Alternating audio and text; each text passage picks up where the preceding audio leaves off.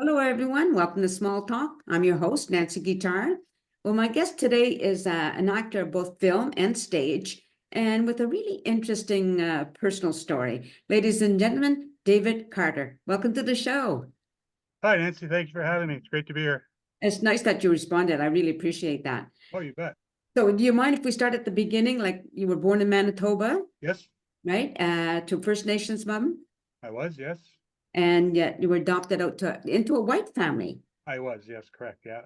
I was born 1960s. um, I have a suspicion I was part of the 60s scoop. However, that's undetermined, just based on the history of the area.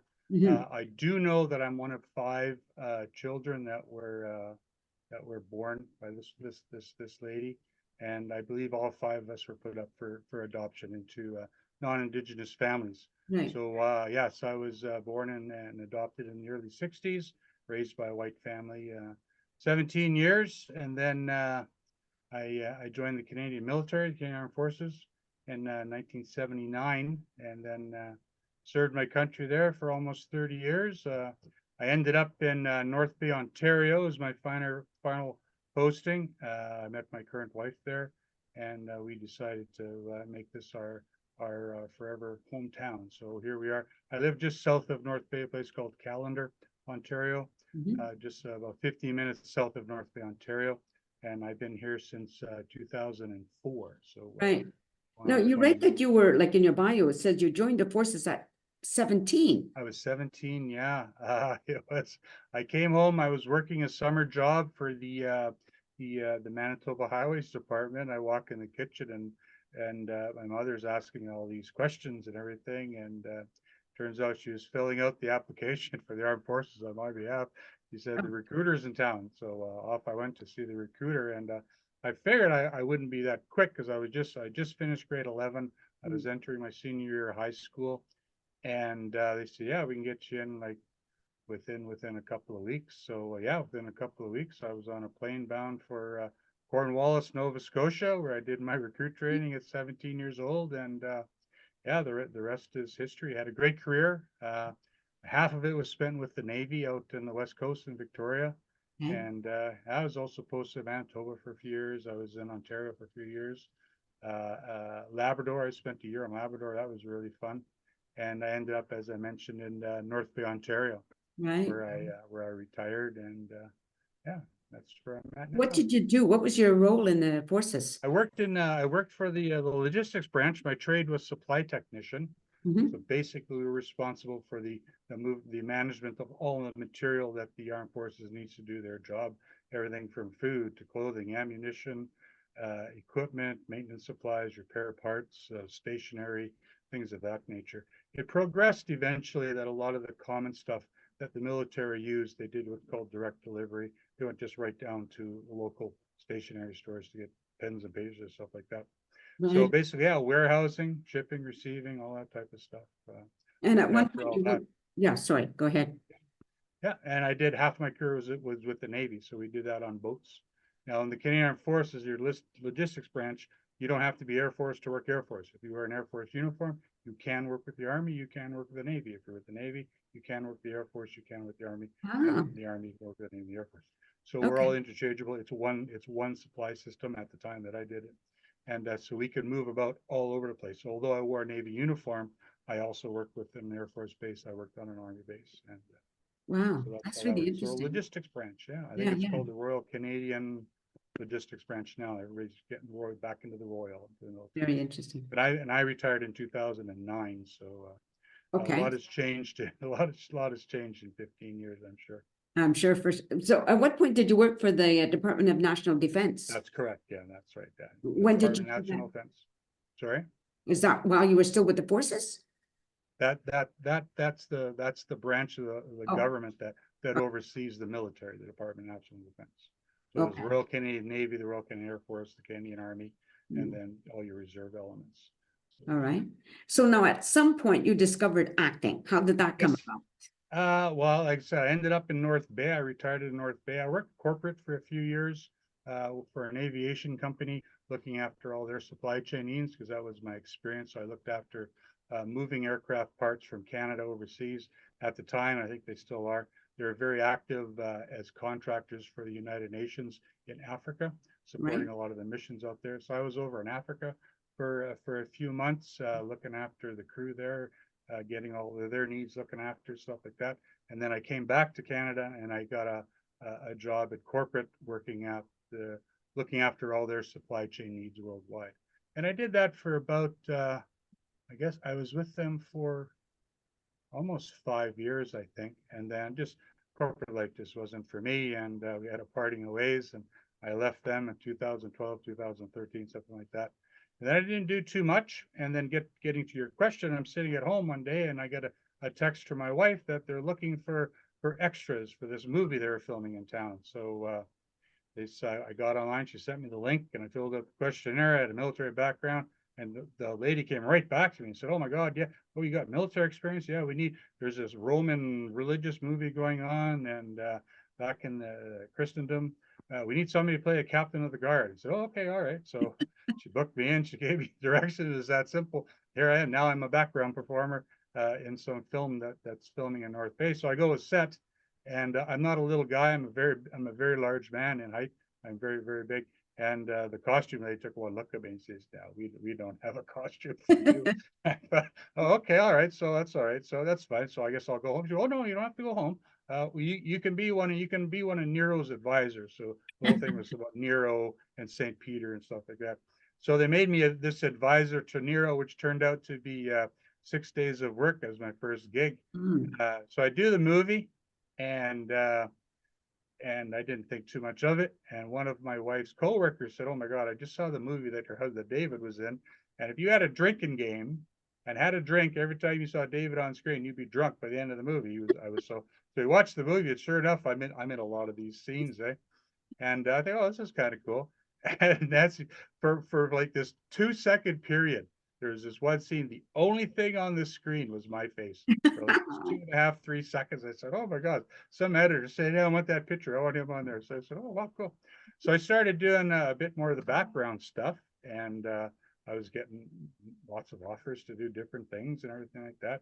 And then I had a casting director say, "You got a pretty good look. You should maybe take some acting lessons if you want to pursue speaking and all that." So I took a few of her courses, and Right.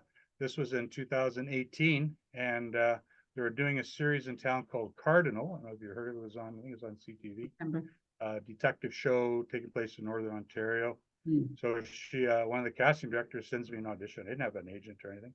She sent me an audition, so I go downtown. I do the audition. I don't hear nothing for a couple of weeks, and then they're looking for extras for this show. So I talked to the casting director. I said, "Do you think I can get some work as an extra?" He goes, "No, you're on hold." I said, "Oh, what does that mean? I'm on hold? I mean, I did something bad or something." And he goes, "No, you're on hold for the part that you auditioned for. They really liked you. So lucky having the first audition of my life, I booked the role, and so I'm on one of the episodes. I think it was season 3 in a show called Cardinal. So okay, I'm officially an actor. So I got my first credit, and then I did another show called V Wars. I played a cook. I got cast in that, and then over the next couple of years, I got bookings that allowed me to get my full status as an Actra Toronto actor. So that's how that started, and that's how I became an actual actor. Yeah. 2019, I did really well. Then COVID hit, and then after COVID, it's been a little slower after COVID, Yeah. and I had a personal injury as well that took me out for another year. Mm. So here we are, a couple 3 years after COVID, and things are starting to pick up, getting more auditions and things of that nature. And that's how that started. So that's how I got into the film. Right. And through the film process, I started meeting people that were actors, but there were also stage performers working Right. in community theater. Am I talking too much? No, no, that's good. No, that's great. And I love so I this. connected with them, and they were doing this ensemble play called uh, um, it was sorry, I can't remember the name of it. Anyway, Yeah, I'm it was looking a for it. period drama taking place in the late 1800s, looking for an ensemble cast. So I auditioned for that, and I got a couple of bit parts in that. So that started my stage career, and then since then I've been in several productions, working my way up. I was cast as a lead actor in one recently, And most recently, I did one last year because of the field lately. It's a trilogy about a family in Newfoundland, so I got to tap into doing dialects and accents for Newfoundland accents and stuff. So that was fun.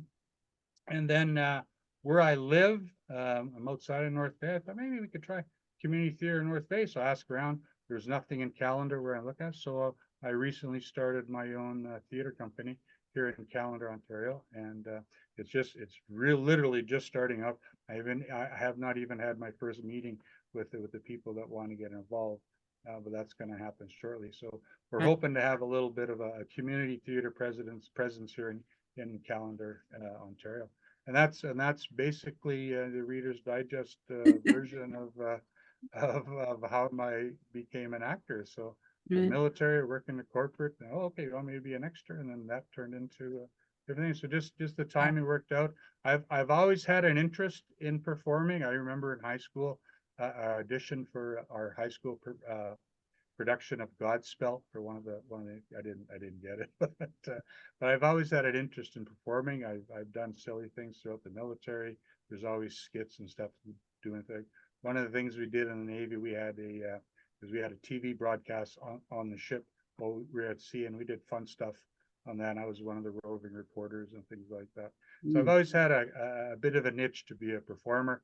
And people that do know me goes, oh yeah, David, he's quite a character. Yeah. So I do like that, and I enjoy telling stories. It's one of the things I'm very bad at it, but if you give me a script, yeah, I could tell a pretty decent story. So I enjoy doing that. It lets me tap into that need to be out front and center. I think everybody likes to be seen to a certain degree. And I gotta tell you, the money's not too bad. Good. When you're standing on the other side of the camera, Yeah. it's a lot of fun. It's a great environment. It's a great social outlet for me. I'm doing well in it. I'm going to continue doing well, and so long as that and my interest continues, I'll keep going. I have a younger look. I don't think I look my age, so we'll just keep it going, Yeah. and who knows? I'm in talks right now for a relatively big role. I hope that pans out. And if not, I always say, well, I didn't get this one. That just means I was making room for something else to come Yeah, along. for And that's sure. how I look at it. You can't go to bed worrying about, did I get that part of this part? You go in, you do your audition and literally forget about it. And Right. in a couple of weeks, you may get a call or you may not, but there's always another audition coming down the road. For sure. Yeah. So One I of, think, yeah, for sure. One of the things I know that some people find it hard to transition from film to stage. Was that easy for you to do either? um, I gotta admit, probably because I'm not formally trained. I don't have those formally trained those studied abilities that I have to worry about transitioning. I Mhm. do one or the other, and I just rely on the director to tell me which way to go. And one of the common comments that I do get is that I'm very easy to direct. I pick up direction very easy. And whether it's been stage or film, I've just been fortunate.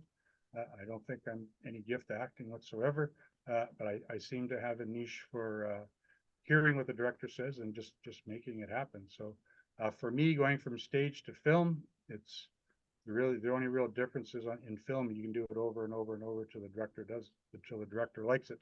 Yeah. On stage, when you're performing, you got one shot. You got one shot to do your stuff, and hopefully you don't muff it up. I only had one scare. We had the dress rehearsal, and I totally blanked on one of my long monologues. But when the performance came through, I pulled it out, and Oh, cool. it worked really well. So not for me, not a huge issue going from stage to film. They're obviously two different aspects of performing. But yeah, Because basically, like film is this, right? yeah, The exactly. Yeah. stage is like this. And you got to worry about that fourth wall. Even Yeah. you're always performing, projecting into that fourth wall, right? So Yes, for sure. you got to look for that as well. So, but I do enjoy it. I like the immediate reaction of Mhm. performance. Like I said, I've been fortunate to have some different roles.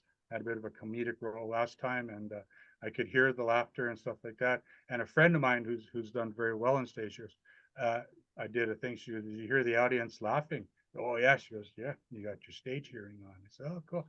And a lot of actors that are new they don't realize, they don't get the feedback from the audience because they're so focused on what Yeah. they're doing that they blank out the audience. And if you can go on stage and if you can hear the audience react, then that to me that's all part of it. I know it's a wonderful feeling, right? When you, It is, whatever you're yeah, doing yeah. when you're on stage and you get the audience reaction, Oh, right? I love that. Yeah, I do. I Yeah. love hearing the laughs and the oohs and the ahs. And there's one thing I said, I'm a very large guy, so I walked out on the stage and all you just hear the audience go, oh my God, this guy's huge, right? So it was fun. It was a lot of fun. There we are. You know, it's kind of interesting because I was in the vagina monologues and I'm very short. Oh, And I was yes, the yes. oldest one on the crew, so they gave me the best line ever, the C, Oh, yeah. reclaiming C. So here comes a short older woman, doing that. So it has that kind of effect, right?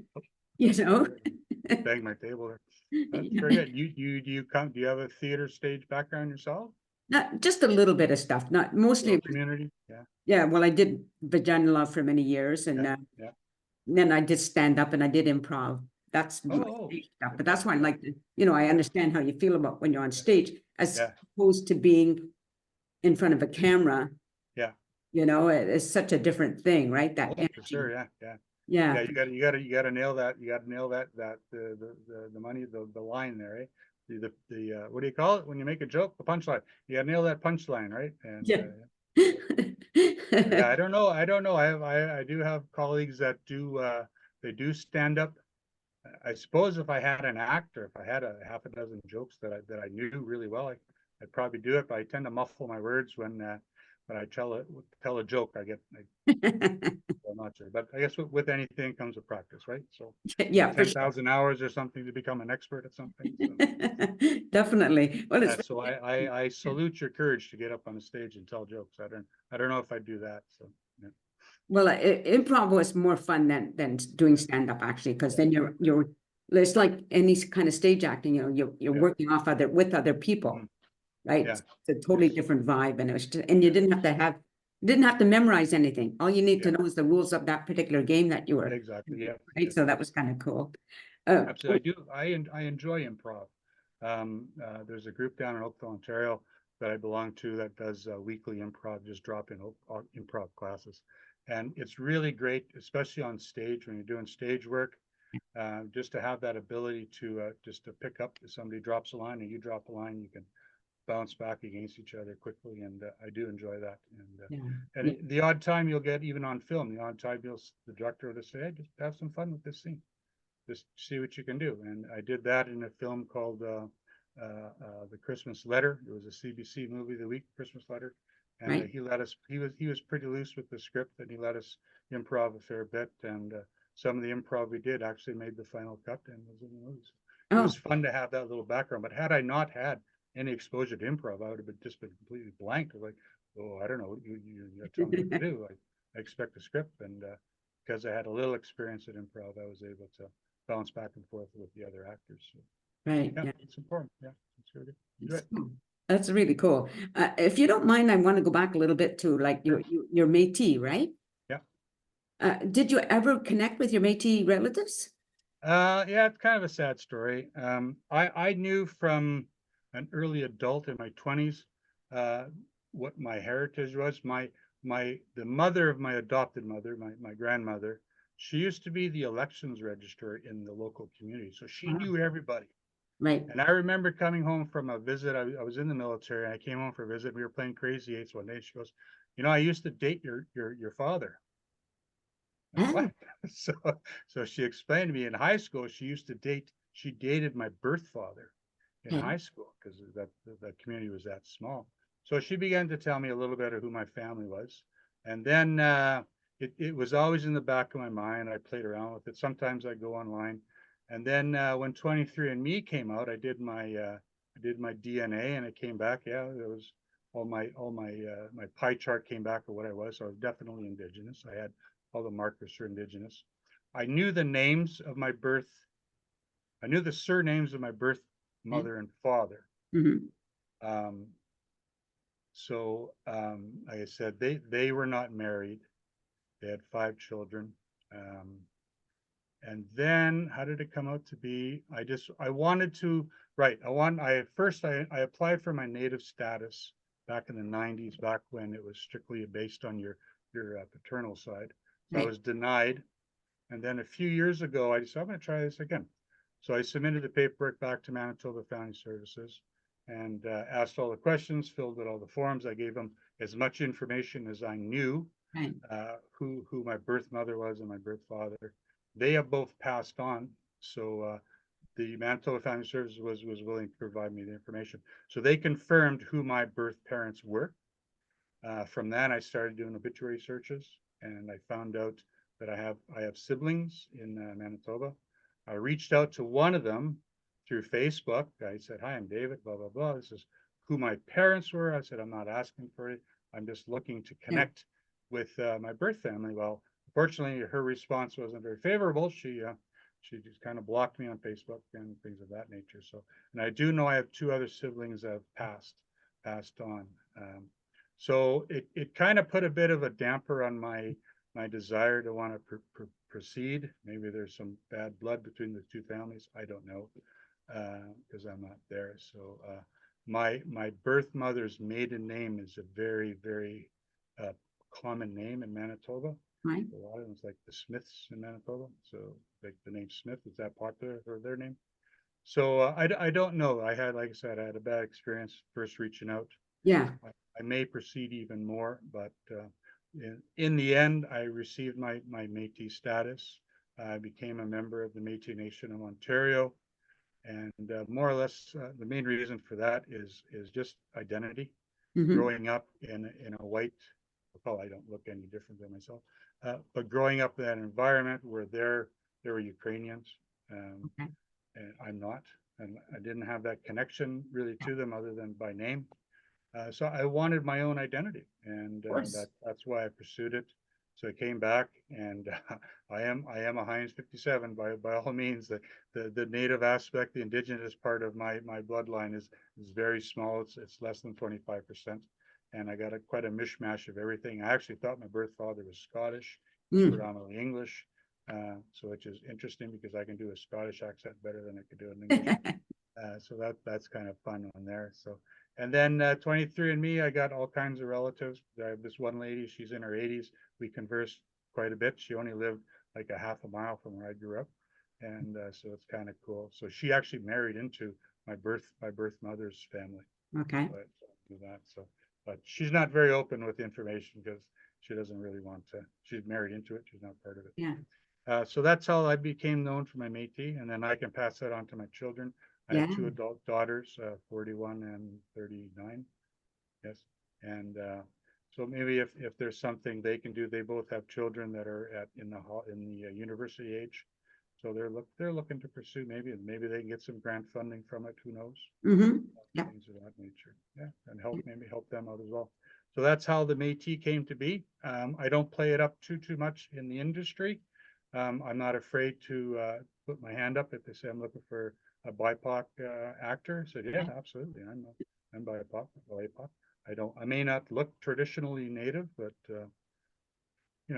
that's what you have hair and makeup for, right? That's That's my that's right. You know, I'm like you, like well, I know I don't have any indigenous background, but I call myself a mutt, you know, yeah, the same. Yes, right? yes, Because it's all that, European, it's all yes, European, right? yeah, But you don't, I personally can't tell by anybody's skin yeah, whether for some reason, I just never know, yeah. so I don't presume anybody is this or that, whatever, because you Yeah, just, and I have to base. I'm not prejudiced about the whole thing, but a traditional indigenous looking person to me is really what you just see in films and TV, because I have dozens and if not hundreds of friends and acquaintances that have first native attachments some way, yeah, blonde, blue eyed, some are darker, some are mixed from yeah, different continents and stuff like that. So Métis, to me, Métis is just a name. yeah. It doesn't necessarily mean that you are whatever place in Canada. I don't know. I don't know about that. So being Métis, I don't really use it. It doesn't really get me anything. I still pay my taxes like anybody else. And Mhm. I don't get any benefits of it. Main reason for me, I just I just wanted that identity that I can say, yeah, I am me too. Absolutely. That's the reason. That's why I pursued that. So I think we'll end it there, but it's really Okay. fascinating. Listen to your story, Well, listening. thank you very much. I really enjoyed it. Just stay on camera. To Okay, the thank you audience, very much. All right. you can listen Thank you, to Nancy. David Carter. He's on Facebook. So if you want to find out more, well, you can always contact him. I'm sure he'd be happy to Oh, speak to you, especially if you have a good role for him. Right, David? exactly. Yes, please. Yeah, welcome all producers, directors, casting directors. Give me a shout. Yeah, there you go. Thank you, everybody, for watching the show. I hope you continue to do so. Take care and peace out.